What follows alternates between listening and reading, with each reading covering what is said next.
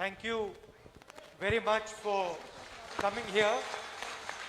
It's an honor for me to speak to all of you. I've come here not just to speak to you, I've come here also to listen to what you have to say.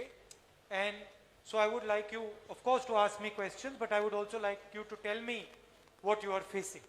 நான் இங்கே என் சார்பாக பேசுவதற்காக மட்டும் வரவில்லை.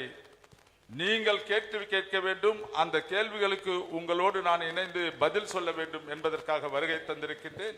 நீங்கள் உங்களுக்கு விரும்பிய கேள்வியை கேளுங்கள், நான் என்னால் முடிந்த மாத்திரத்திலே உங்களுக்கு பதில் அளிக்கின்றேன்.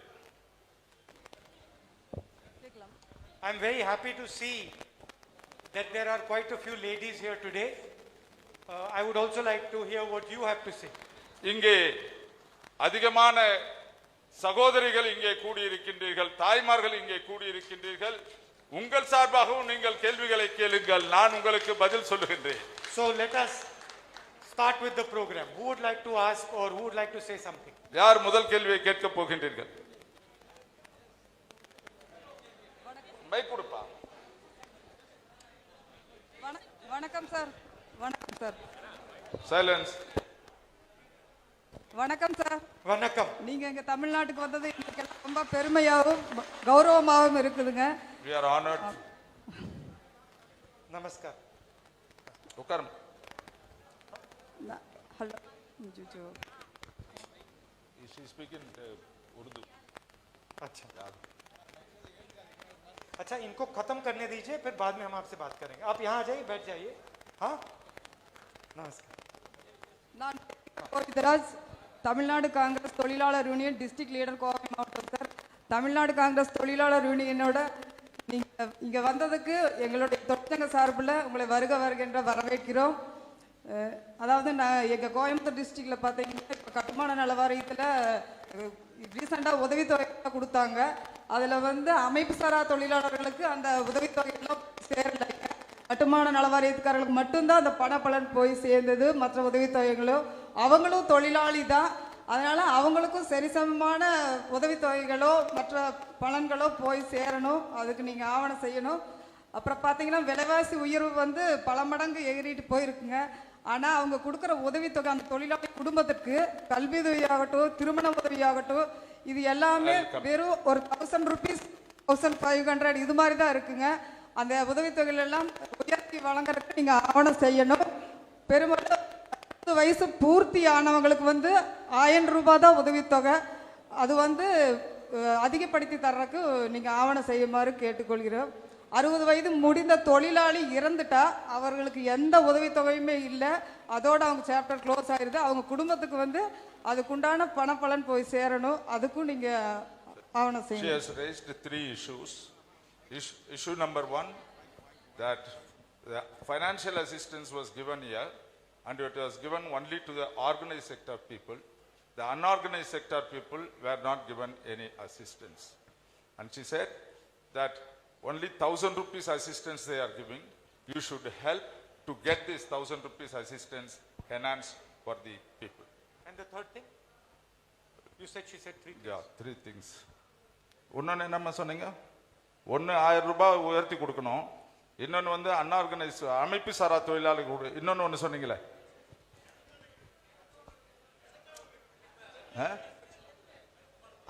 yeah.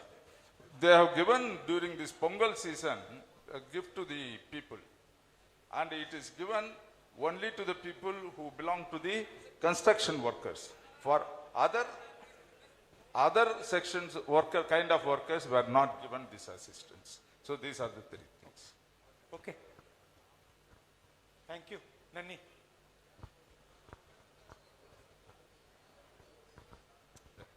Who would like to? No, you have to respond to it. Any other questions you want? Any other question? No, she has not asked a question. She has made a statement. So Yeah. there's nothing to... Okay. Good evening, There sir. is, let me just say one thing. You know, she mentioned that unorganized sector and organized sector are treated differently. Just like in our economy, the biggest companies are treated differently than the smallest companies. In the same way, organized sector is treated like a VIP compared to unorganized sector. Organised கம்பெனியும் unorganised செக்டாரையும் தனித்தனியாக நடத்தி இருக்கின்றார்கள். இது எப்படி இருக்கின்றது என்றால் ஒருவர் அங்கீகரிக்கப்படுவதாகவும் மற்றொருவர் அங்கீகரிக்கப்படாமலும் இருக்கின்றது. So the question is, like the idea behind Manrega is to create a minimum support for everybody. மன்ரேகாவினுடைய அடிப்படை தத்துவமே ஒரு குறைந்தபட்ச உதவியையாவது மக்களுக்கு தர வேண்டும் என்பதாகும். If you are living in a rural environment, Manrega guarantees you minimum employment. நீங்கள் ஊரக பகுதியிலே வாழ்ந்து கொண்டிருந்தால் மன்ரேகாவானது உங்களுக்கு குறைந்தபட்ச உதவியை நிச்சயம் செய்கின்றது. கேரண்டி நிச்சயம் Now செய்கின்றது. the problem is that Manrega worked very well for the rural areas. அப்பொழுது இப்போது ஏற்பட்டிருக்கின்ற ஒரு சூழ்நிலை என்னவென்றால் இந்த மன்ரேகாவானது ஊரக பகுதிகளிலே கிராம பகுதிகளிலே மிகவும் நன்றாக அமைந்து நன்றாக உதவி செய்திருக்கின்றது, நன்றாக அமைந்து விட்டிருக்கின்றது. But Manrega does not work in the urban areas. ஆனால் இதே மன்ரேகாவானது நகரப்புறங்களிலே அந்த அளவுக்கு பயனளிக்க கூடியதாக இல்லை. So in our last manifesto in the election, we had come out with a concept called Nyay. எனவேதான் நாங்கள் கடந்த முறை ஒரு நியாய என்கின்ற ஒரு முறைப்படி ஒரு திட்டத்தை நாங்கள் அறிவித்தோம். And the idea was that every single person in this country whose income is below a certain amount will be given a guaranteed cash payment. இதனுடைய தத்துவம் என்னவென்றால் ஒரு குறைந்தபட்ச ஊதியம் கூட இல்லாதவர்களுக்கு ஓரளவுக்காவது உதவி செய்ய வேண்டும். அந்த அடிப்படையை கொண்டு நாங்கள் ஒரு நியாய என்கின்ற திட்டத்தை அறிவித்திருந்தோம். So no matter where you lived, which state you lived in, if you were poor,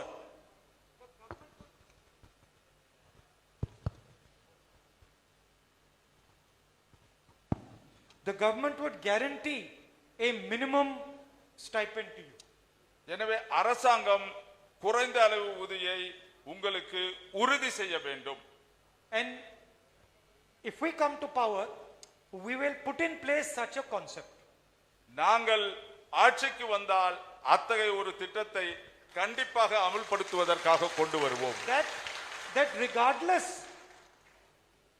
we will wipe out poverty from India by putting money directly into the poor people's bank account. காங்கிரசினுடைய கொள்கையானது நாட்டிலே இருக்கின்ற வறுமையை அடியோடு ஒழித்து கட்டுவோம். அதற்காக அரசு கொடுக்கின்ற நிதியானது நேராக உங்களுடைய வங்கி கணக்குகளிலே செல்லும்.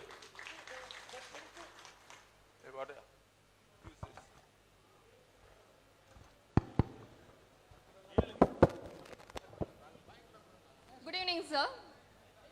Yeah. You can go ahead.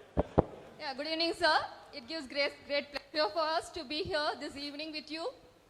I would like to the Hindi quote, sir. कोई भी देश यश के तब तक नहीं पहुंच सकता जब तक उसकी महिलाएं कंधे से कंधा मिलाकर ना चले. A country can progress only when the women folk walk shoulder to shoulder in the face of development. But it is very unfortunate that the women in India are subjected to various forms of violence such as physical, sexual, social, psychological and economical.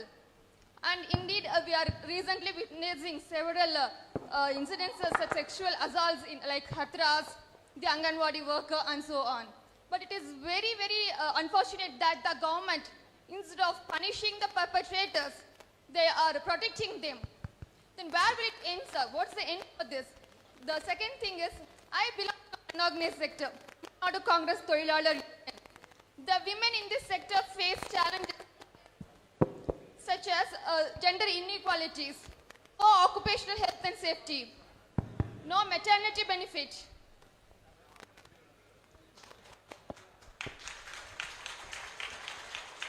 It is the women in this sector, informal sector, face challenges such as poor occupational health and safety, no maternity benefit for them, and gender inequalities, and so on. I request you to address these issues, sir. Thank you. Thank you. Would you like to say it in Tamil? Would you like to translate what she said in Tamil? In Tamil, so people understand what she said? என்ன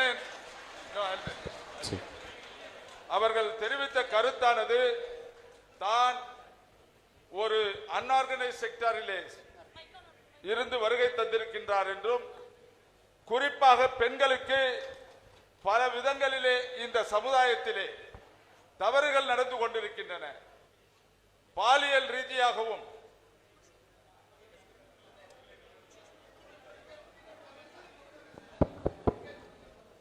பெண்களுக்கு பலவிதமான பாலியல் வன்கொடுமைகள் நடந்துட்டு இருக்கு. என்ன சொல்றாங்க, ஒரு நாட்டின் முன்னேற்றத்திற்கு பெண்கள் தோளோட தோள் சேர்ந்து நடக்க வேண்டும், அப்பதான் ஒரு நாட்டின் முன்னேற்றம் இருக்கும்.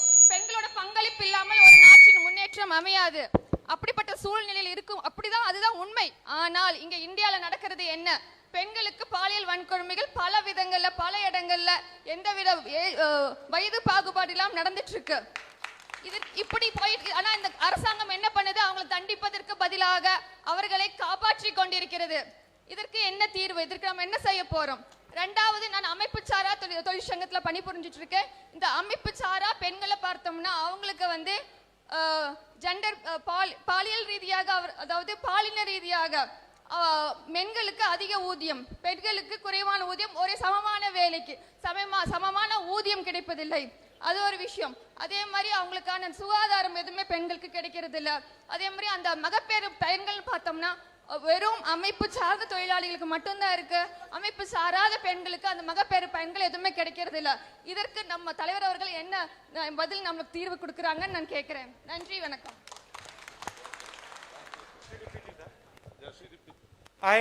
I also agree that without giving place to women, equal place to women, no country can progress. பெண்களுக்கு சமுதாயத்திலே சம அந்தஸ்து கொடுக்காத எந்த ஒரு நாடும் ஒரு முன்னேறிய நாடாக வளர்ந்த நாடாக இருக்கும் என்று சொல்ல முடியாது. Unfortunately, the organization that controls India today is a fascist, male chauvinist organization. துரதிர்ஷ்டவசமாக இந்தியாவை இன்றைக்கு வழிநடத்துகின்ற அமைப்பானது ஒரு ஆணாதிக்க அமைப்பாகவும் பெண்களுக்கு எதிரான அமைப்பாகவும் இன்றைக்கு இருந்து கொண்டிருக்கின்றது. Women are not even allowed into the RSS. Women are not allowed in the RSS.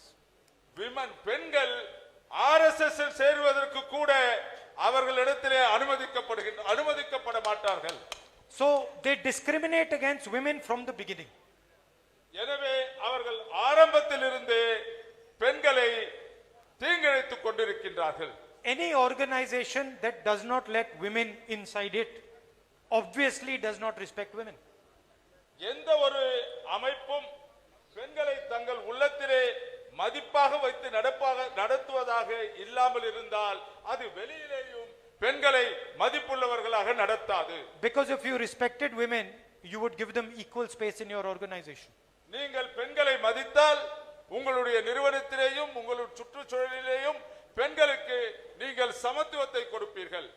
And if you look at the achievements of our country, you will find that women have played a central role. நம்முடைய நாட்டின் முன்னேற்றத்தை நீங்கள் பார்த்தீர்கள் என்றாலும் கூட இந்தியாவின் வளர்ச்சியிலே பெண்கள் மையத்திலே இருந்து இதற்காக உழைத்திருக்கின்றார்கள். So I fully agree that women have to be supported and given space. எனவே நான் முழுவதுமாக ஒத்துக்கொள்ளுகின்றேன், முழுவதுமாக சம்மதிக்கின்றேன்.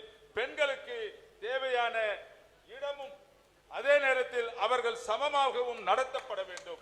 But also I feel that it is important to educate people on the importance of giving women an equal role. அதே நேரத்தில் பெண்களுக்கு சம உரிமை கொடுக்க வேண்டும் என்பதை பற்றி நாம் நம்முடைய சமுதாயத்திலே இதை படிப்பினை செய்ய வேண்டியதாக இருக்கின்றது. Because after all the crimes that are committed against women, all this violence that you see against women, it is done by men. So என்ன உங்களுக்கு தீங்கெல்லாம் இழைக்கப்படுகின்றதோ துன்பமெல்லாம் இழைக்கப்படுகின்றதோ அது யாரால் இழைக்கப்படுகின்றது? ஆண்களால் தான் இழைக்கப்படுகின்றது. So they have to, of course, be punished when they misbehave, but also they must understand and respect the role of women in society. அவர்கள் தவறு செய்யும் பொழுது அவர்கள் தண்டிக்கப்பட வேண்டும். அதே நேரத்திலே அவர்கள் பெண்களை சமமாக நடத்த வேண்டும் என்பது அவர்களுக்கு கற்பிக்கவும் வேண்டும். My personal experience is that normally women are better than men at doing most things. என்னுடைய தனிப்பட்ட அனுபவமானது சமுதாயத்திலே ஆண்களை விட பெண்கள் சற்று உயரமானவர்களாகவும் சிறந்தவர்களாகவும் இருக்கின்றார்கள்.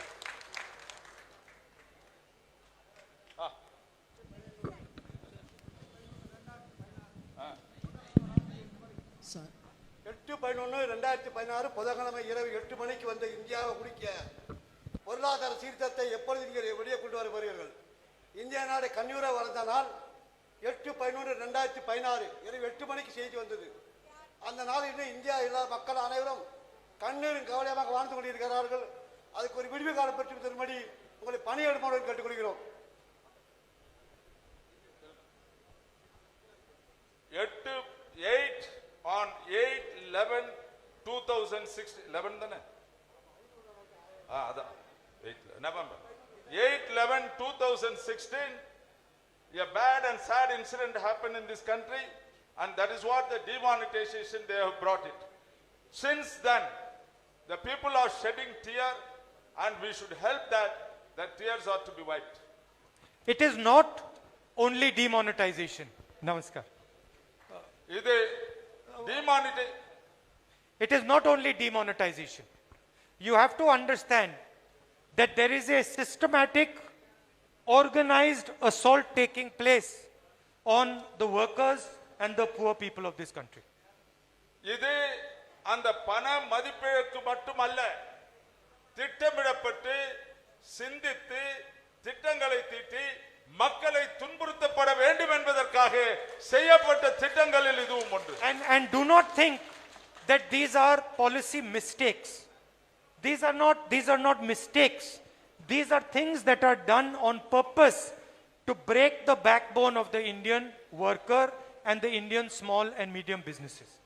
இது ஏதோ இந்த டிமானிட்டைசேஷன் என்பது ஏதோ அரசு தவறு செய்து விட்டதாக யாரும் நினைத்துக் கொள்ள வேண்டாம். இது திட்டமிடப்பட்டு தொழிலாளர்கள் முதுகெலும்பு ஒடிக்கப்பட வேண்டும் என்பதற்காக செய்யப்பட்ட ஒரு சதி செயல். And please understand that the role of the media is to help in the destruction of the Indian worker. தயவு செய்து புரிந்து கொள்ளுங்கள், ஊடகங்களுடைய பங்கானது இதை அவர்கள் இப்படி செய்வதை ஆதரிப்பதாக இருக்கின்றது. Media is not owned by small and medium businesses. Media is not owned by the workers. Media is not owned by the farmers of this country. ஊடகங்கள் ஏதோ சிறு தொழில்கள் செய்து கொண்டிருப்பவர்களோ மற்றும் விவசாயிகளாகவோ வேறு ஒருவராலும் இதை உரிமையாளர்களாக இல்லை. இந்த மீடியாவிற்கு இதற்கு உரிமையாக இருப்பவர்கள் வேறு வகையை சார்ந்தவர்கள். Media is owned by the 4 or 5 biggest businessmen in this country. ஊடகமானது இந்தியாவிலே 4 அல்லது 5 மிக உயர்ந்த வியாபாரத்துறையிலே இருப்பவர்களால் கையாண்டப்படுகின்றது. And it is a very simple deal that Narendra Modi ji has with the biggest businessman in this country. இது ஒரு சிறிய ஒப்பந்தம் இவர்களோடு நரேந்திர மோடி செய்து கொண்டது. அவர்கள் இந்த ஊடகங்கள் ஆதரிக்க வேண்டும் என்பதாகும். The top business houses of this country give Narendra Modi marketing, they give him television, they give him media space. மிக பெரிய நிறுவனங்கள் இங்கே நரேந்திர மோடிக்கு எதை கொடுக்கின்றன என்றால் அவரை மார்க்கெட் செய்வதற்கும் அவரை விளம்பரப்படுத்துவதற்கும் அவர் செய்வதை சரி என்று சொல்வதற்கும் இந்த ஊடகங்கள் வழிவகுத்துக் கொண்டிருக்கின்றன. And Mr. Narendra Modi gives them the wealth of this country. Narendra Modi அதற்கு கைமாறாக எதை செய்கின்றார் என்றால் இவர்களுக்கு பணத்தை கொடுக்கின்றார், இந்த நாட்டையே கூட கொடுக்கின்றார். So do not think that these are mistakes that are happening. Demonetization is not a mistake. GST is not a mistake. The reaction to COVID is not a mistake. It is done on purpose. நீங்கள் எல்லாம் தயவு செய்து நினைத்துக் கொள்ள வேண்டாம், அரசானது தவறு செய்து விட்டது என்று, தவறி விட்டது என்று. இது வேண்டுமென்றே செய்யப்பட்டது. டிமானிட்டைசேஷன் வேண்டுமென்றே செய்யப்பட்டது. ஜிஎஸ்டியும் வேண்டுமென்றே இந்த ஜிஎஸ்டி வரிமுறை செய்யப்பட்டது. இப்பொழுது ஓரளவிற்கு கோவிடும் அப்படித்தான் வந்து கொண்டிருக்கின்றது. And the aim of all these activities, all these policies is to destroy the backbone of the Indian worker, who is India's strength. இது இந்தியாவின் முதுகெலும்பாக இருப்பவர்களை, அவர்களுடைய முதுகெலும்பை உடைக்க வேண்டும் என்பதற்காக செய்யப்படுகின்ற ஒரு சதி செயல். The same thing is taking place with the farmers now. With the farmers. இதைத்தான் இப்பொழுது விவசாயிகளிடத்திலே செய்து கொண்டிருக்கின்றார்கள். Demonetization was an attack on the Indian worker. GST was an attack on the Indian worker and small and medium businesses. Demonetisation தொழிலாளர்கள் மீது இழைக்கப்பட்ட அநீதி. GST என்பதும் தொழிலாளர்கள் மீது அளிக்கப்பட்ட அநீதி. And now these 3 new farm laws are the demonetization for the Kisan. These 3 new farm laws are like demonetization for the farmers. இந்த முழு ஃபார்முலா, இந்த 3 ஃபார்முலா என்னவென்றால் டிமானிட்டைசேஷன் ஃபார் தி farmers, விவசாயிகள். And this is what we have to fight in an organized way. இதைத்தான் நாம் எதிர்த்து போராட வேண்டியிருக்கின்றது. I am very proud to see that the farmers are sitting outside Delhi and not allowing Narendra Modi to pass these laws. நான் மிகவும் சந்தோஷப்படுகின்றேன். நம்முடைய டெல்லியிலே இருக்கின்ற அந்த விவசாயிகள் எல்லாம், பஞ்சாப் பகுதியிலே இருக்கின்ற விவசாயிகள் எல்லாம் நரேந்திர மோடியை வெளியே வர விடாமல் செய்திருக்கின்றார்கள். Because see, Narendra Modi is an arrogant person. நீங்கள் தயவு செய்து கவனிக்க வேண்டும். நரேந்திர மோடி ஒரு திமிர் பிடித்த மனிதர். He does not understand the power of poor people. அவருக்கு புரியாதது ஒன்று என்னவென்றால், ஏழை மக்களுடைய சக்தி என்னவென்பது அவருக்கு புரியாமல் இருக்கின்றது. And our job is to make him understand the power of poor people, workers and farmers. நம்முடைய பங்கு என்னவென்று கேட்டால், நரேந்திர மோடி இந்த ஏழை மக்களுடைய சக்தி என்னவென்பதை அறிந்து கொள்ள வைக்க வேண்டியது நம்முடைய செயலாக இருக்க வேண்டும். So that is the way I see things. இப்படித்தான் நான் இதை பார்க்கின்றேன். And I am very proud to see the energy among you people. நான் உங்களிடத்தில் இருக்கின்ற இந்த சக்தியை பார்த்து மிகவும் பெருமைப்படுகின்றேன். And I can tell that you understand what is going on. நான் இங்கே என்ன நடக்கிறது என்பதை என்னால் நன்றாக புரிந்து கொள்ள முடிகின்றது. That you don't believe the nonsense that the Prime Minister of India speaks.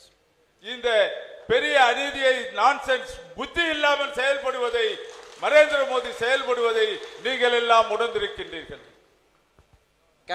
Hello, camera 5. Sir, excuse me. Sir. First here. Dear Rahul ji, Coming. बोलिए. நான் ஒரு பட்டதாரி. என்னை போன்ற இளைஞர்கள் வந்து நிறைய படிச்சுட்டு வேலை வாய்ப்பு இல்லாம நிறைய இளைஞர்கள் இந்தியாவில் இருக்காங்க. என்னை போன்ற இளைஞர்களுக்கு வேலை வாய்ப்பு ஏற்படுத்துறதுக்கு நீங்க என்ன நடவடிக்கை எடுப்பீங்க? அதே போல வந்து தமிழ்நாட்டில் வந்து மாணவிகளுக்கு வந்து எந்த கல்வி உதவித்தொகை அது வந்து முழுமையா கிடைக்குமாறு வந்து வேண்டுகோள் செய்யுமாறு கேட்டுக்கிறோம். I am a graduate. Like me, there are several graduates in Tamil Nadu, but none of them are getting employment. That is the biggest problem we are facing. I request you that what you will do for us to get employment. That is point number 1. The point number 2 is that we are not getting scholarships, government assistance, which is not coming up, which was there earlier, and how this can be regularized. The current situation is that the Indian economy is stuck.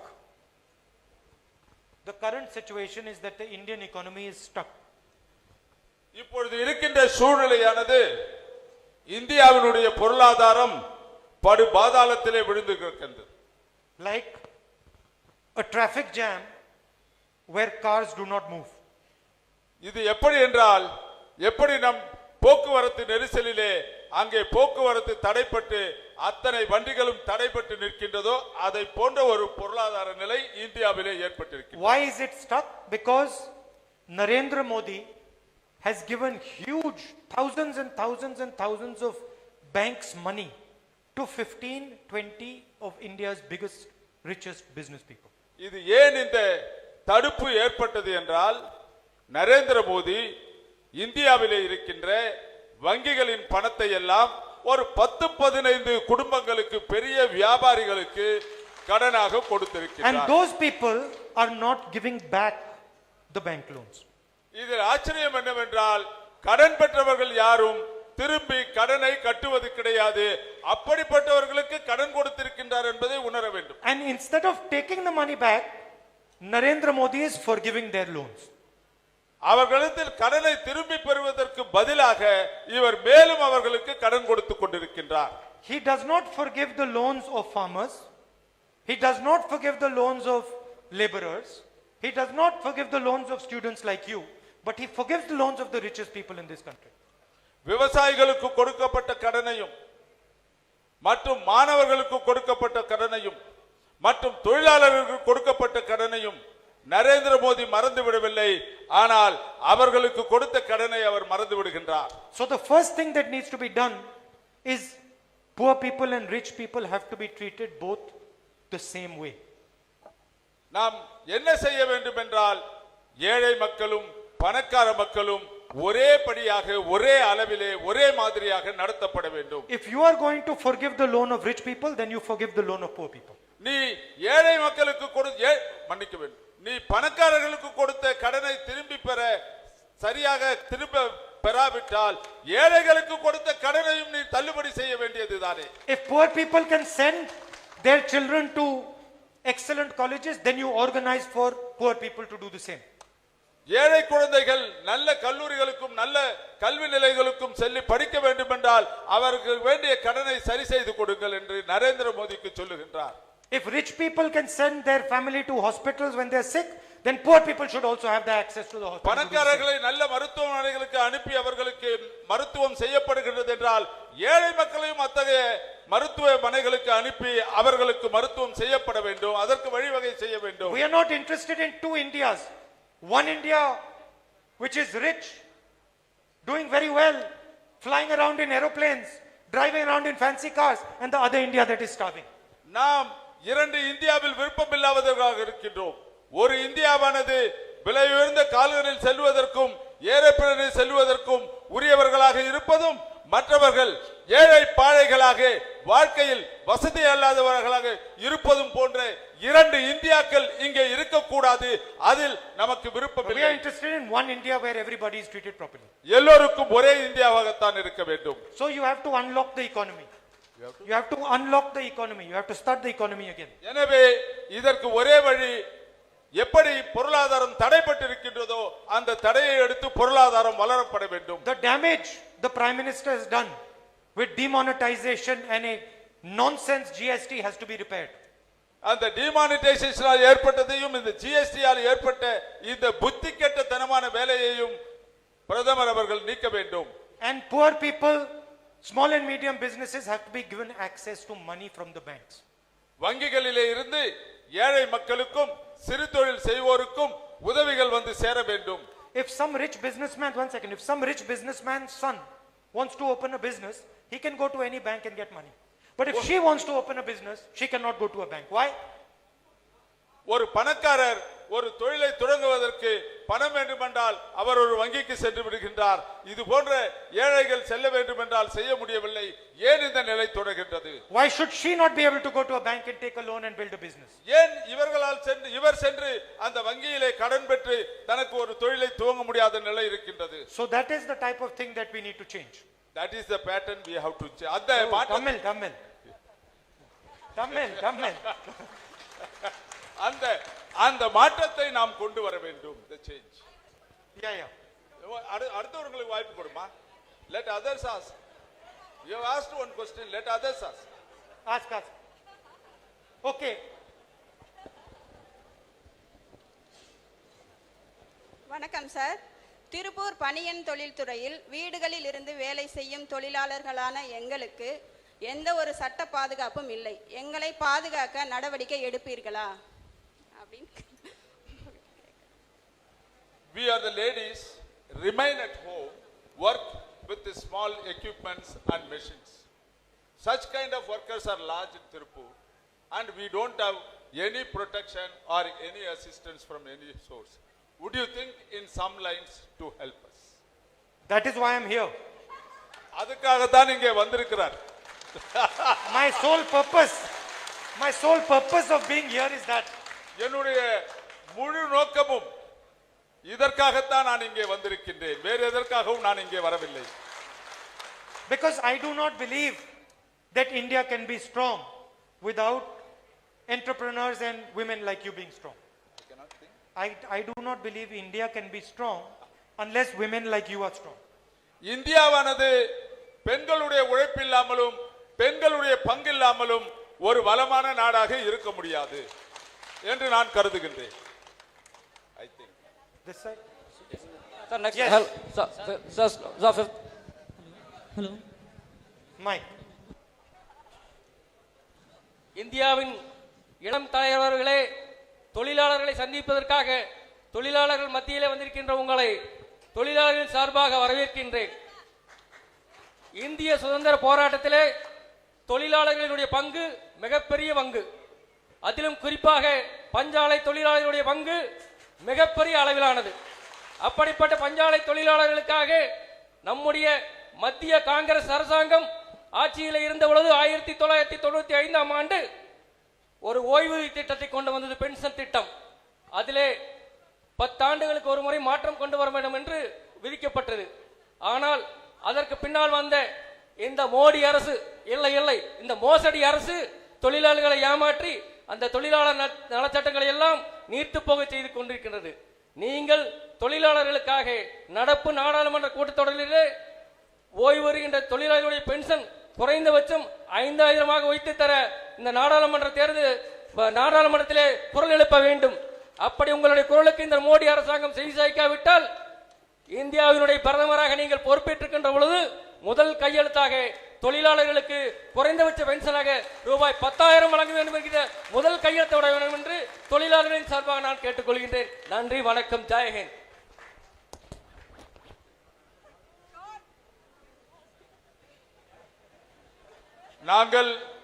நீங்கள் இங்கே திருப்பூருக்கு வந்திருப்பதை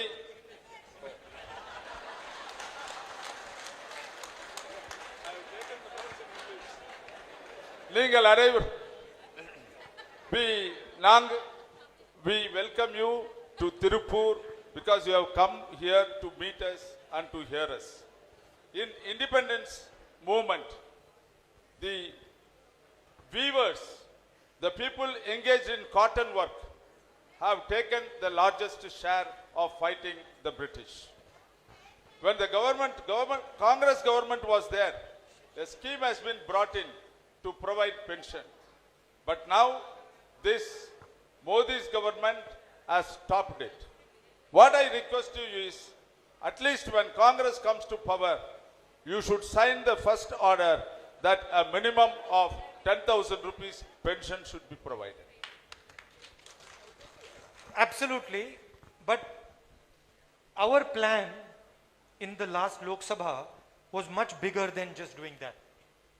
Our plan was to provide a scheme where all poor people would be given money directly in their bank account. Congress கட்சியினுடைய திட்டமானது கடந்த லோக்சபாவில் கூட இதை நாங்கள் பேசி இருக்கின்றோம். நேரடியாக மக்களுக்கு பண உதவியை செய்ய வேண்டும் என்ற திட்டம்தான். இதன் தொடர்பாக நீங்கள் ஏற்கனவே பேசும் பொழுது கூட சொன்னார், அந்த நியாய திட்டத்தை பற்றி பேசுகின்ற பொழுது அது போன்று லைக் தட் நாங்கள் ஏற்கனவே பாராளுமன்றத்திலே இது போன்ற ஒரு திட்டத்தை கொண்டு வருவதற்காக இருக்கின்றோம், செய்வோம். What I can guarantee you, நான் உங்களுக்கு உத்தரவாதம் தருகின்றேன், is if there is a Congress government, we will protect the interest of poor people, of farmers, of workers, of laborers, of small and medium businesses. Congress government வரும் அரசாங்கம் வரும் பட்சத்திலே நாங்கள் தொழிலாளர் மக்களுக்காகவும் விவசாயிகளுக்காகவும் மற்றும் வெவ்வேறு துறைகளிலே இருக்கின்ற தொழிலாளர்களுக்காகவும் வேண்டியதை கண்டிப்பாக நாங்கள் செய்வோம். And pensions is a huge part of that. And pensions is a big part of that. இந்த ஓய்வூதியம் என்பது அதில் ஒரு பெரும் பங்காக இருக்கும் என்று நான் உறுதியளிக்கின்றேன். See, I have come here and I am speaking to you.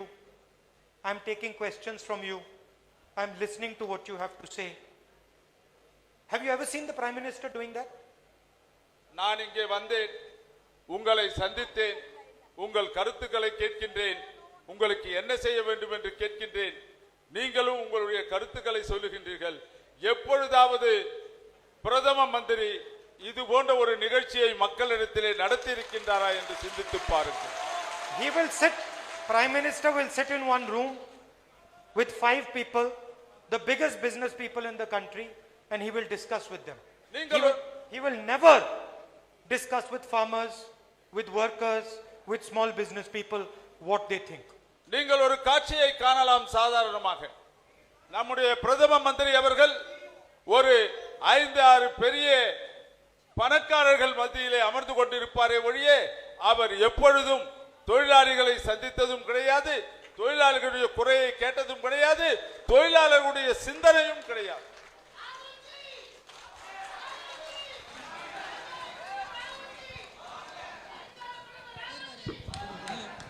Hello hello Huh? Hello Where is the person? Hello இந்த பக்கங்க sir. Hello sir. Mic kiske paas? Hello sir. Huh? Yeah. Sorry. Namaskar. பேர் ராஜாமணிங்க sir. Cut money தொழிற்சங்கத்திலேருந்து வரேங்க sir. Painting வேலை செய்கிறேன். Hello, cut money தொழிற்சங்கத்திலேருந்து வரேங்க sir. Rajamani painting வேலை செய்கிறாங்க. எங்கள் மாதிரி ஏழை மக்களுக்கெல்லாம் வந்து சலுகை கம்மியாக கிடைக்குதுங்க. 1000 ரூபா உதவி கிடைக்கிறதே பெரிய விஷயமா இருக்குதுங்க. இனிமேல் இந்த மாதிரி 60 வயசு இருக்கவங்களுக்கு 1000 ரூபா தான் பென்ஷன் தொகை கொடுக்குறாங்க. அந்த 60 வயசு வாழ்கிறதே கஷ்டமாக தெரியுதுங்க. அதனால் இனிமேல் பென்ஷன் தொகையெல்லாம் அதிகம் பண்ணி கொடுக்கணுங்க. விதவைகளுக்கு பணம் வந்து கொடுக்கணுங்க. படிக்கிற மாணவர்களுக்கு கஷ்டப்பட்டு சேர்த்த வேண்டியதாக போகுதுங்க. ஒரு காலேஜ் சீப்புகளுக்கெல்லாம் வந்து டொனேஷன் அதிகமாக இருக்குதுங்க. என்னோட வருமானம் கம்மியாக இருக்குது. என் பையன் காலேஜ் படிக்க வைக்கிற கஷ்டமாக இருக்குது. இலவச காலேஜ் அதுக்கு வந்து கொண்டு வரணும். Okay. I am a painter. I am working as a painter and getting very small salaries. People are getting about 1,000 rupees or less in a month even. And students are not getting assistance to go to colleges. And for 60 years and above people, only 1,000 rupees is given. That is too small. And therefore, I suggest that quite a wide amount of pension schemes should be implemented. நிரந்தரமான வேலை இல்லாத கொடுமைங்க. This section. What type of painting does he do? என்ன paint பண்றீங்க? Building லைன்ல கட்டட வேலை செய்யறாங்க. Building லைன்ல பெயிண்டிங். ஆமாங்க. பில்டிங்ல ஒயிட் வாஷ் பண்றது, பட்டி வைக்கிறது. Building is doing whitewashing. Whitewashing in building. Paintings. ஒரு நாளைக்கு ஒரு 700 ரூபா சம்பாதிக்கிறது ரொம்ப கஷ்டங்க. எனக்கு ஒரு பொண்ணு ஒரு பையங்க. நான் ஒரு 1000 லட்சக்கணக்கான பேருக்கு ஒரு சர்வீஸ் பண்ணணும் அப்படிங்கிற ஒரு கொள்கையில இங்க வந்திருக்கிறேங்க. I have got one boy and a girl as my children, and I get about 700 rupees in a day. To maintain the family, it is very difficult under this situation. But yet I have come here to meet you with a big hope. பொருளாதாரம் மட்டும் இல்லைங்க. Thank you for coming. Thank you. நீங்கள் வந்ததற்காக நன்றி. And I appreciate very much that you have come. நீங்கள் இங்க வந்ததை நான் பாராட்டுகின்றேன். And it is our duty to make sure that people like you are comfortable. இது எங்களுடைய வேலை. உன்னை போன்றவர்கள் வாழ்க்கையில் வளம் பெற வேண்டும் என்பது.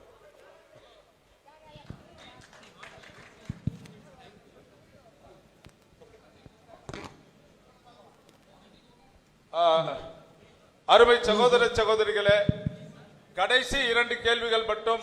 ஏனென்றால் தலைவர் அவர்கள் அடுத்த ஒரு நிகழ்ச்சிக்கு செல்ல வேண்டும். கடைசி 2 கேள்விகள். Last 2 questions. जी I'll do it. But first we have to. Sir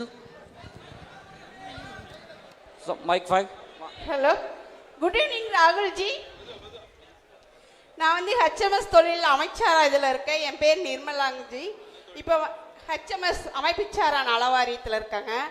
இப்போ பார்த்தீங்கன்னா நம்மளது வந்து நலவாரியத்தில் வந்து ஆன்லைனில் தான் பண்ணணும்னு இருக்குது. அது வந்து ரொம்ப லேட் ஆகுது. பென்ஷன் வந்து ரொம்ப லேட்டாக தான் கிடைக்குது. மாதம் மாதம் போய் சேர்றதில்ல. அப்புறம் பார்த்தீங்கன்னா கேஸ் விலை இந்த 2 மாதத்தில் 400 rupees ஜாஸ்தி ஆயிருக்குதுங்க ஜி. பஸ் ஃபேர் ஜாஸ்தி, விலைவாசி ரொம்ப உயர்வு. ஏழை மக்கள் எல்லாம் ஒரு வேளை உணவு உண்றதுக்கு ரொம்ப கஷ்டப்படுறோம். நீங்கள் இதுக்கெல்லாம் உரிய நடவடிக்கை எடுத்து எங்களை எல்லாம் மிகவும் இந்த சிரமத்திலிருந்து காப்பாற்றணும்னு ரொம்ப வேண்டி விரும்பி கேட்டுக்கொள்கிறேன் G. I come from the HMS wing, Hindu Mazdoor Sangh, and I am working in the welfare board, and there is a provision to ask for our assistance on online, but on the online we are unable to register ourselves for any assistance, and the gas price has gone up exorbitantly. We are unable to face that price rise, and also bus fare has gone up too much. Prices have gone up extremely well, and we are finding it extremely difficult. Some kind of a solace is to be done for all these things. Okay. Fine. அடுத்த கேள்வி. Mic 5. Mic. Sir வணக்கம் sir. Sir good evening sir. Sir இங்க sir. வணக்கம் sir. நான் காதர்பேட்டையிலேருந்து வரேன் sir. என் பேர் சுதாகர். நான் முதல்ல வந்து குடோன் என்ன செய்றீங்க? குடோன் வச்சிருந்தேன் சார். செகண்ட் பீஸ் குடோன் வச்சிருந்தேன் சார். இப்போ வந்து ஜிஎஸ்டினால முழுசாவே அடியாச்சுங்க சார். முதல்ல வந்து ஒரு ஓனர் போஸ்டிங்கில் அப்பா இருந்தார். அவர் கூட இருந்து நான் பண்ணிட்டு இருந்தேன் சார். இப்போ அப்பாவோட ஓனர் போஸ்டிங்கே போயிடுச்சுங்க சார். இப்போ நான் ஒரு லேபராக ஒரு புரோக்கனிஷன் பண்ணிட்டு இருக்கேன் சார். புரோக்கனிஷனாக இப்போ உள்ள ஒரு கம்பெனிக்குள்ள போனாலே எஸ்டன் பீஸ் தான் சார் எங்களுக்கே கொடுக்குறாங்க. அதாவது எஸ்டன் பீஸ் ஆர்டர் போக எஸ்டன் பீஸ் தான் சார் எனக்கே கொடுக்குறாங்க. அதுக்கும் வந்து ஜிஎஸ்டி போட்டால் நான் என்ன சார் பண்ணுறது? நான் வந்து பில்லை வாங்கி கொடுத்தா நான் ஒரு 2 ரூபா சம்பாதிக்கணும் தான் நான் போகிறேன் சார். அதுலேயும் பில்லை வாங்கி கொடுத்தா அவங்க போயிடுறாங்க. ஜிஎஸ்டி நான் எதுக்கு கொடுக்கணும்? அதுவே எஸ்டன் பீஸ் ஆல்ரெடி அது ஜிஎஸ்டி போட்டு தான் வருது. அதுக்கும் நான் ஜிஎஸ்டி கொடுக்கணும்னா அதுக்கு நான் எங்கே போகிறதுன்னு கேட்குறாங்க. அதே மாதிரி லாக்டவுன் விஷயத்துலையும் சார் நான் ஒரு புரோக்கனைசேஷன் பண்ணுறேன். லாக்டவுன் அப்போ 6 மாதம் வந்து எந்த தொழிலும் இல்லை, எதுவுமே இல்லை. அந்த சமயத்தில் நான் வந்து எவ்வளோ கடன் வாங்கினேன்னு யாருக்குமே தெரியாது. ஆனால் வந்து இந்த சமயத்தில் நீங்கள் வந்து அந்த ஒரு உதவியாக நீங்கள் பண்ணணும்னு நினைக்கிறேன் சார். ஒரு புரோக்கருங்க வந்து ஒரு தெரியவே மாட்டேங்குது சார். ஒரு புரோக்கருங்க வெளியே இருக்காங்க, இந்த மாதிரி பண்ணுறாங்க. ஒரு ஊர்லேருந்து இன்னொருத்தவங்க வராங்க, அவங்களுக்கு வந்து புரோக்கர் தான் முன்னுரிமை பண்ணுறாங்க. இப்போ நீங்களே வரீங்கன்னா ஒரு வீடு பிடிக்கணும், ஒரு கார் வந்து டாக்ஸி பிடிக்கணும், எல்லாருமே வந்து ஒரு புரோக்கர் மூலியமா தான் சார் நீங்களே போகிறீங்க. டைரெக்டாக ஒரு கம்பெனிக்குள்ளேயும் போக முடியாது. ஒரு விஷயம் இங்கே இருக்கணும் தெரியாது. வந்தேமே நாங்கள் முன்னுரிமை கொடுத்து பண்ணி கொடுக்குறோம். அதுக்கான முன்னுரிமை எங்களுக்கு கிடைக்க மாட்டேங்குதுங்க சார். சுதாகர், ஓகே. சுதாகர் தானே? ஆமாங்க sir. My name is Sudhakar. I am working in a godown, and this GST has come really spoiled our business. And in this particular business, there are the cut pieces coming out, different kind of a cloth, reject like that. Even for the reject, if you shake and sell it, and even for that a GST is put up. Therefore, this situation really broke our backbone like anything, and it is an intolerable situation. Something should be done on. We are very clear in the Congress party and in the UPA that if we come into government, we will change this GST.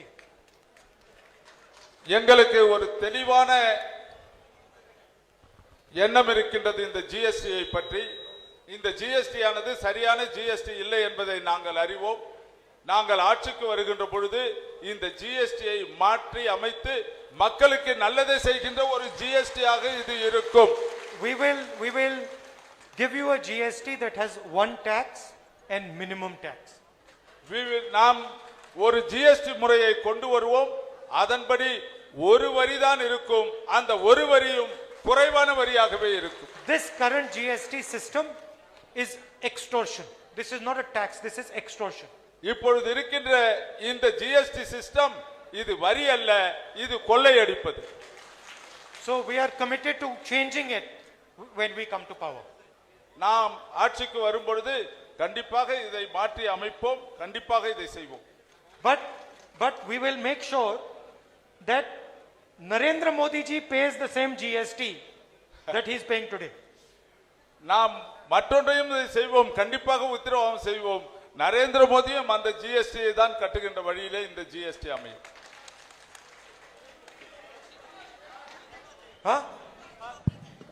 Sir, 1 minute. Sir, Rahul ji, sir, कहाँ है आप? sir, good evening sir, Tiruppur Perumanallur. Good evening ராகுல் G. நான் Tiruppur Perumanallur INTC தொழிற்சங்கத்தின் சார்பில் வந்திருக்கிறோம். INTC பிரதானமான உங்களுக்கு சப்போர்ட்டாக இருக்கிறது. அன்புக்குரிய தலைவர் அவர்களே, இந்தியாவில் நரேந்திர மோடி அரசாங்கம் அனைத்து துறைகளையும் தனியார்மயமாக்கி தொழிலாளர்களுக்கு நிரந்தரம் இல்லாமல் செய்து கொண்டிருக்கிறது. நீங்கள் ஆட்சி பொறுப்பு ஏற்பீர்களானால் மீண்டும் அரசு பொதுத்துறைகளை பலப்படுத்துவதற்கு உங்களிடத்தில் திட்டம் இருக்கிறதா? இந்திய தொழிலாளி வர்க்கத்தை மேம்படுத்துவதற்கான என்ன திட்டம் வைத்திருக்கிறீர்கள்?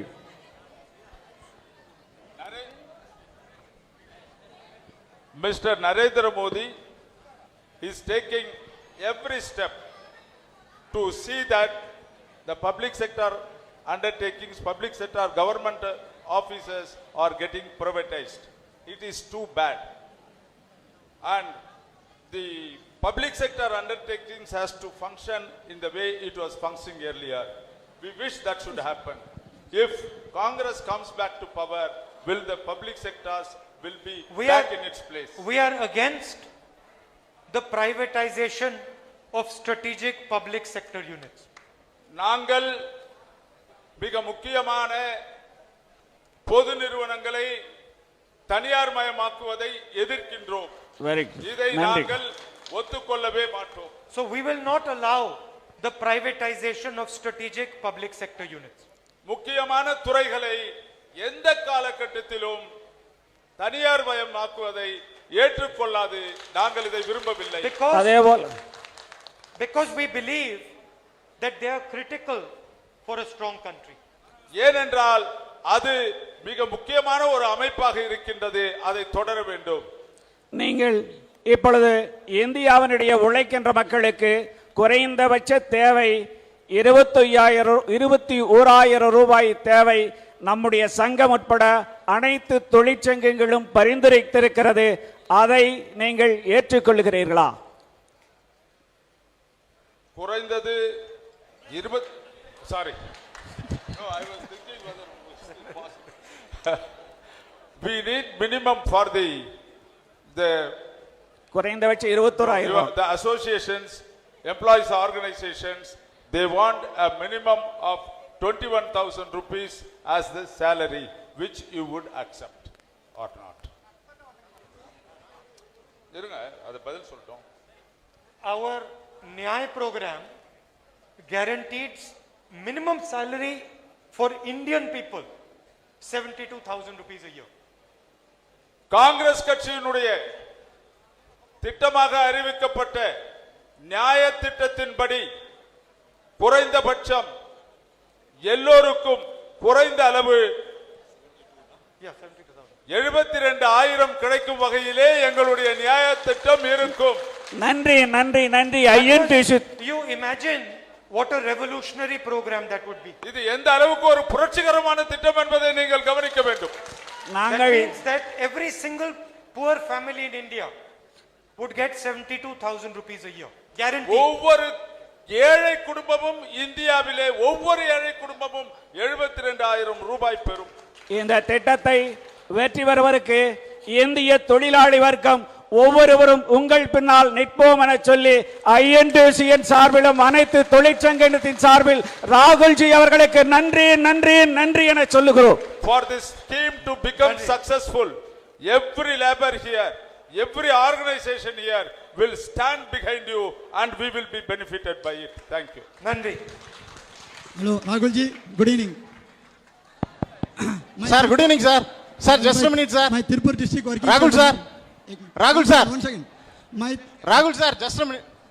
जी good evening. Good evening. I love you Rahul ji. मैं तिरुपुर डिस्ट्रिक्ट का वर्किंग चेयरमैन हूँ. एक चौकीदार आज बैठ के आज पूरा दुनिया इंडिया पूरा बर्बाद कर दिया. पहले अब AICC का पहला अब चेयरमैन बनना चाहिए पहले खुद से. सेकंड क्वेश्चन है ये दिल्ली सर को ये तमिलनाडु सर को आज तक CAA NRC NPR कानून लेके आए के जो अमित शाह भी मोदी भी सब लोग को हवाला कर दिया है. इसमें तमिलनाडु में बहुत ज़्यादा आदमी आज जेल में अरेस्ट हो गए हैं. उसके लिए आप कुर्सी पे बैठने के बाद हो उसके लिए कुछ आप कर सकता है क्या आप चेयरमैन? सेकंड पार्ट क्या था आपका? दूसरा भाग क्या था आपका सवाल? दूसरा बात CAA NRC में CAA NRC NPR है. इसमें जितना आदमी हड़ताल करके बैठा था कहाँ कहाँ हड़ताल चलाया गया उसी जगह जितना आदमी लिया उतना आदमी को अरेस्ट करके रखा है. आज तक उसको नहीं छोड़ा है. देखिए जो बीजेपी है हाँ जी वो हिंदुस्तान को बांटने में लगी हुई है. ठीक है. वो हिंदू को, मुसलमान को, सिख को, ईसाई को पहले लड़ाती है. ठीक है. फिर वो नॉर्थ इंडिया और साउथ इंडिया को लड़ाती है. यस. तो कांग्रेस पार्टी जोड़ने का काम करती है. ठीक है. कांग्रेस पार्टी हिंदुस्तान को एक साथ लाने का काम करती है और वही काम हम करेंगे. हम लोग बिल्कुल वही हिंदुस्तान को जोड़ने का काम. और ये जो नफरत इन लोगों ने फैलाई है इसको मिटाने का काम कांग्रेस पार्टी करेगी. मैं ट्रांसलेट. तो आप प्रधानमंत्री बनना चाहिए उसका कानून तोड़ना चाहिए यही मेरा ख्वाहिश है. I love you Rahul ji. Thank you very much. Thank you. He asked, he was saying that Narendra Modi is dividing the country along religious lines, is dividing the country along language lines, and I said to him that it is Narendra Modi's job to divide the country and it is our job to unite the country and bring the country together. Narendra Modi ஆனவர் இவரே சொன்னார் நரேந்திர மோடி நாட்டை பிரித்துக் கொண்டிருக்கின்றார் என்று. நரேந்திர மோடி மொழி வாரியாகவும் மத வாரியாகவும் நாட்டை பிரிக்கின்றார் என்று. நரேந்திர மோடியினுடைய வேலை நாட்டை பிரிப்பதென்றால் எங்களுடைய வேலை நாட்டை ஒற்றுமைப்படுத்துவதுதான். And our job? Yeah, our job is to unite. Sir, the last question, please, sir. Rahul, sir. Sir, the last question. Sir, here, sir. Sir, Rahul, sir. Sir, it's the last question, sir. நாளை வணக்கம். Him or where? Sir. Rahul, sir, here, sir. I am the person. Okay. Sir, sir, shall I call you as brother? Shall I call you as man? I'm your brother. Thank you, sir. Sir, இதுவரைக்கும் யாரும் கேட்காத ஒரு கேள்வி நான் உங்ககிட்ட கேட்கிறேன். எந்த அரசியல் தலைவர்கிட்டமே இதை பத்தி ஒரு சாதாரண ஒரு அறிக்கை கூட கொடுக்கல. அதாவது இந்த ஜனங்கள் சாதாரண ஒரு கூலி தொழிலாளியா இருக்க இந்த ஜனங்கள் ரோட்ல சாதாரண மனுஷனா இருக்கிறத விட கேவலமா விலங்குகளை விட கேவலமா மனநலம் பாதிக்கப்பட்டு ரோட்ல ஆதரவற்று தெரிகிற எத்தனையோ ஏழையான மக்கள் இருக்காங்க. அவங்களுக்கு தேவையை வந்து சாதாரணமான ஒரு சாப்பாடு, ஒரு உடை, ஒரு தங்குறதுக்கான ஒரு ஷெல்டர் ஹோம், இவ்வளோதான் அவங்களுக்கு தேவையே. ஆனால் இந்த மக்கள் கஷ்டப்பட்டு சம்பாதிக்கிற ஒரு மினிமமான அமௌண்ட்டில் அவங்களுக்கு ஹெல்ப் பண்ணணும்னு நினைக்கிறாங்க. ஆனால் எந்த ஒரு அரசியல் தலைவருமே இது வரைக்கும் இந்த மாதிரி ரோட்டில் வந்து மனநலம் பாதிக்கப்பட்டு மென்டலி ரிட்டார்டடாக ஒரு பீப்புள்ஸ் இருக்காங்க, அவங்களுக்கு வந்து சாப்பாட்டுக்கு வழி இல்லை, தங்குறதுக்கு இடம் இல்லை அப்படிங்கிறத பற்றின ஒரு அறிக்கை கூட கொடுக்கறது இல்லை. அதாவது வந்து நீங்கள் வந்து இவ்வளோ பெரிய க்ரௌடில் இவ்வளோ பெரிய மக்கள் முன்னாடி நீங்கள் போகிறப்ப அந்த மாதிரியான மக்கள் நீங்கள் பார்த்துருக்கவே மாட்டீங்க. ஆனால் நாங்கள் சந்திக்கிறப்ப இங்கேருந்து ஒரு ஏரியாவுக்கு போகிறதுக்குள்ள மினிமம் ஒரு 2 பேர் இல்லை 3 பேரையாவது பார்த்துறோம். இந்த ஏழை மக்கள் அந்த மாதிரி மென்டலி ரிட்டார்டாக இருக்கவங்களுக்கு ஹெல்ப் பண்ணணும்னு நினைக்கிற இவங்களோட மனநிலை எந்த ஒரு அரசியல் தலைவருக்குமே வர்றதில்லை. இது வரைக்கும் எந்த அரசியல் தலைவரும் எல்லா கட்சிகளையும் சங்கத்தை பற்றியோ இல்லை யாரை பற்றியோ வேணாலும் பேசியிருக்காங்க. இந்த மாதிரியான ஒரு மக்களுக்கு குரல் எழுப்புறதுக்கான எந்த அரசியல் தலைவருமே இது வரைக்கும் முன் வரல. அப்படி இருக்கும் பொழுது நாங்கள் உங்களை எங்களுடைய சகோதரராகவும் சரி எங்களுடைய தலைவனாகவும் சரி இந்த நாட்டினுடைய அரசியல் எங்களுக்கு மேற்பட்ட ஒரு நிலையில வச்சா நீங்கள் இந்த மாதிரி விலங்குகளோட கேவலமாக இருக்கக்கூடிய ஒரு மனிதர்களுக்கு உங்களுடைய ஆட்சியில் நீங்கள் என்ன செய்வீங்க அப்படிங்கிறத மட்டும் இறுதியாக எங்களுக்கு சொன்னீங்கன்னா ஒரு மிகப்பெரிய ஒரு அதுவே வந்து இந்தியாவினுடைய வளர்ச்சிக்கு மிகப்பெரிய ஆதாரமாக இருக்கும். Thank you sir. we are the people, there are a lot of poor people in this country. They are beggars, they are wage earners, and they are retarded, mentally retarded people, and they are very poor and they are worse than animals. And no leader has come and cared for them. They didn't bother about what they are. They come and talk for their votes, they come and talk for their welfare, and they come simply go away, and they never bother about this kind of people. Never a leader had come and addressed this. But like a brother, like a leader for this country, you have come here and we consider you like that only. Kindly please let us know something about what you can do for this mentally retarded and the rejected people.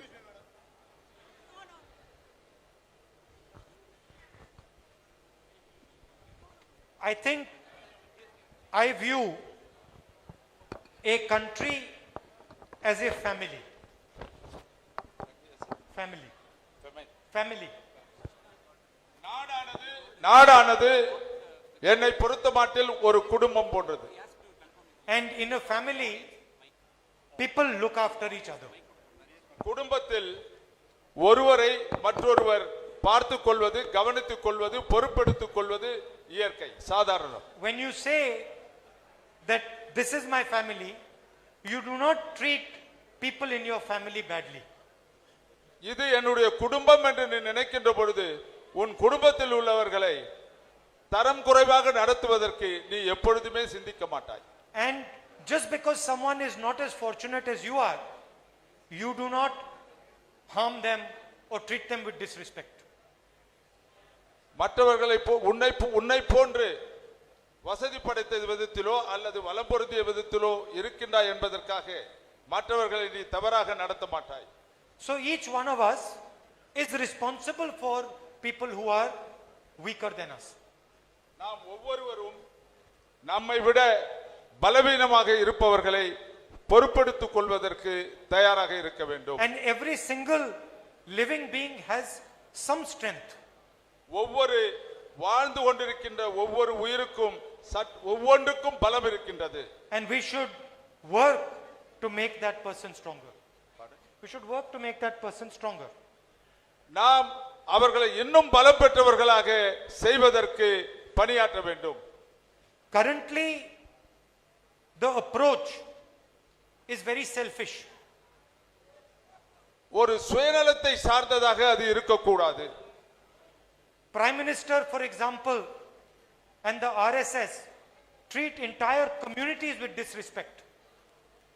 பிரதமரும் ஆர்எஸ்எஸும் இந்த சமுதாயத்தையே அவர்களுக்கு மதிப்பில்லாத தரமாக நடத்தி கொண்டிருக்கின்றார்கள். You imagine that for the first time in our history, a Prime Minister does not respect the Tamil language. சரித்திரத்திலேயே வரலாற்றிலேயே இப்பொழுதுதான் முதலாக ஒரு பிரதம மந்திரி தமிழ் மொழிக்கு கொடுக்க வேண்டிய மரியாதையை கொடுக்காமல் இருக்கின்றார், அதை அவமானப்படுத்துகின்றார். He does not respect the history of the Tamil people. அவர் தமிழர்களுடைய வரலாற்றை மதிக்காதவராக இருக்கின்றார். What does he mean by saying one culture? ஒரே கலாச்சாரம் என்று சொல்வதின்படி அவர் எதை குறிப்பிடுகின்றார்?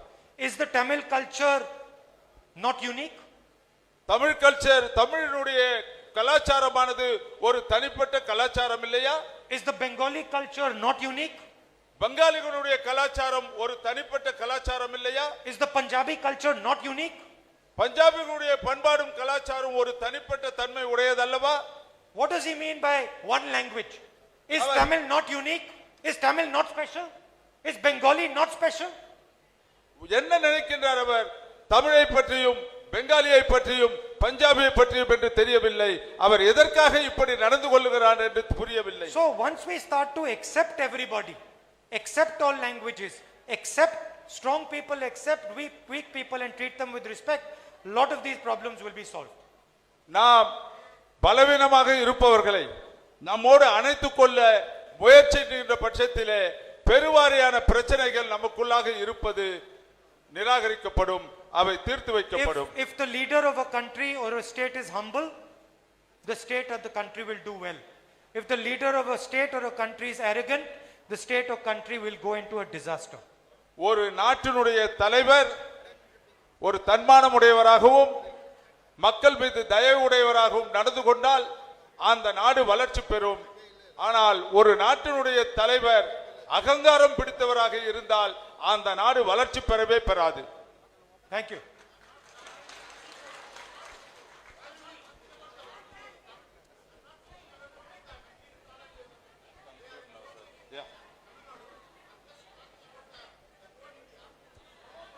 Good.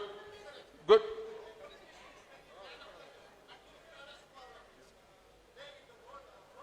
Right.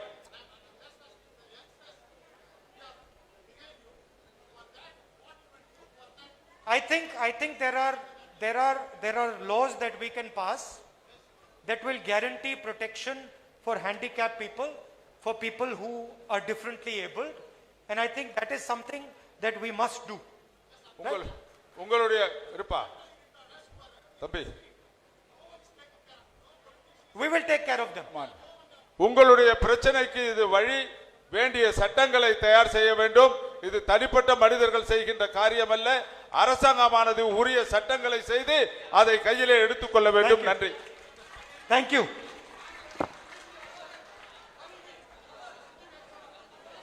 अंतिम सवाल. हाँ.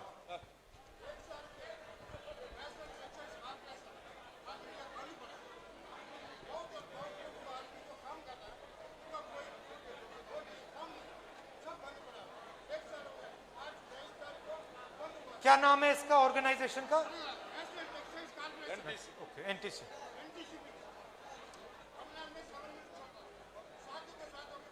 எல்லாரும் அமைதியா உட்காருங்க. ठीक है. आप मुझे इस पे थोड़ा डिटेल में लिख के दे दीजिए. ठीक है. ठीक है. Thank you.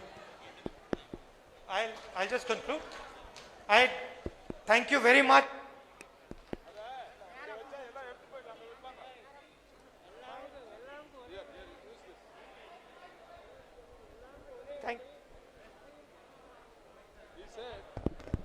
He said for அனைவரும்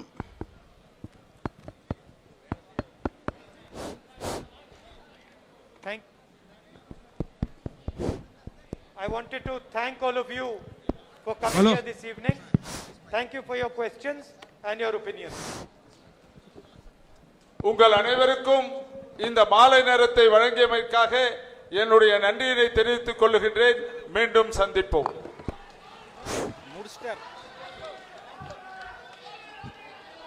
இந்த வீடியோ உங்களுக்கு பிடிச்சிருந்தா ப்ளீஸ் லைக் அண்ட் ஷேர் பண்ணுங்க. மறக்காம எங்க சேனலை சப்ஸ்கிரைபும் பண்ணுங்க.